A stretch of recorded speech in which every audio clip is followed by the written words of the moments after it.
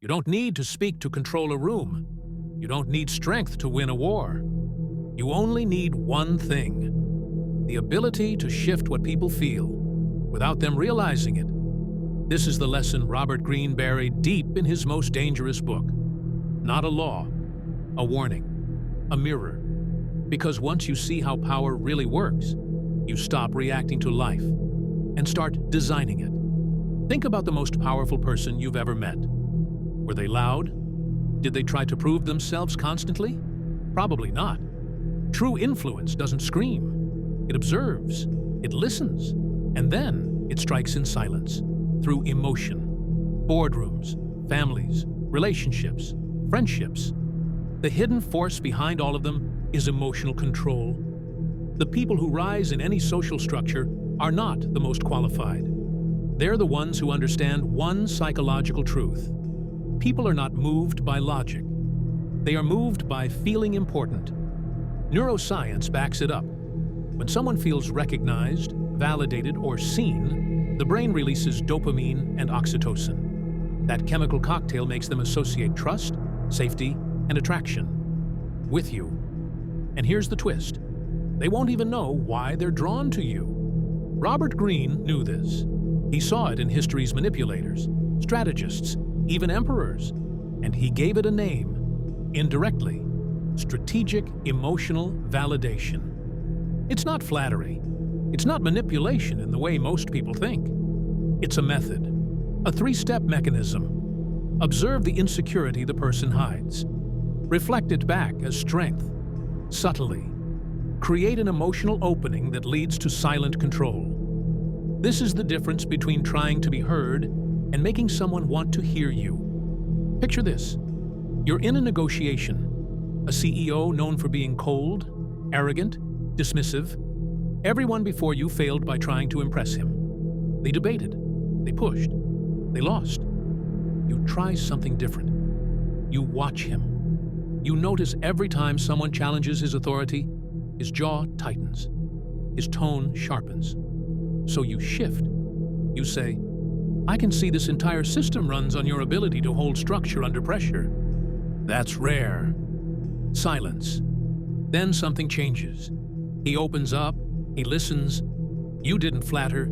You validated the identity he's desperately protecting. The disciplined leader, the commander, the architect. And that's the crack where influence begins. This doesn't just work with powerful people.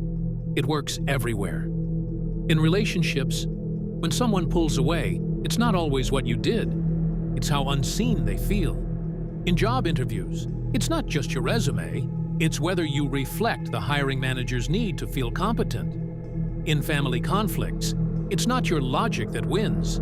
It's your ability to see the unspoken wound. Validation is not weakness. It's the most subtle form of dominance. In the 48 Laws of Power, Robert Greene writes, "Make others feel superior. In their inflated pride, they will fall into your hands." Most people interpret this as manipulation.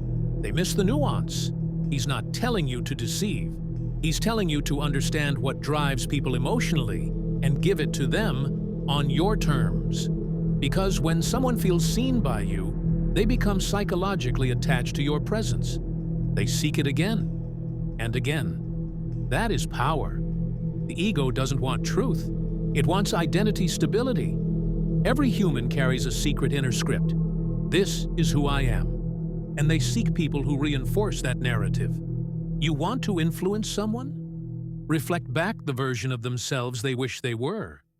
Suddenly, you're no longer an outsider. You're part of their self-definition. And that is where you become unforgettable. But here's the catch. And Robert Greene warns about it in his more subtle lessons. Power is addictive. The moment you realize people listen when you say almost nothing, you'll want to do it more and more. You stop connecting. You start calculating. You lose yourself in the game. That's the dark side of strategic validation. You become the mask and forget who you were behind it. Manipulative partners use this. Toxic bosses use this. Cult leaders, they're masters at it. They don't dominate with strength. They dominate by making people emotionally dependent on their approval. They observe your wounds.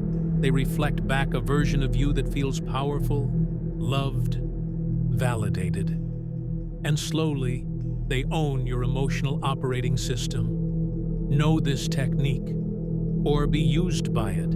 Here's the antidote. Before you use validation to influence others, practice it on yourself. What is the identity you've been chasing validation for? Are you secure enough to see others without needing them to see you first? Because once you validate yourself internally, you no longer beg for power. You command it without a word. Power doesn't belong to the loudest voice. It belongs to the one who understands the room, without having to dominate it. This is Robert Greene's most dangerous lesson. He didn't teach you how to manipulate others. He taught you how to control the emotional blueprint beneath every interaction. Use it wisely. Now that you know this technique, you'll start to see it everywhere. In politicians, in influencers, in your own relationships. You'll notice the validation, the control, the silence. But the question is, will you use this power to defend yourself or to dominate? The game is now in your hands. Subscribe, hit the bell, watch the next episode. Because what we're about to uncover next will forever change how you see other people's intentions.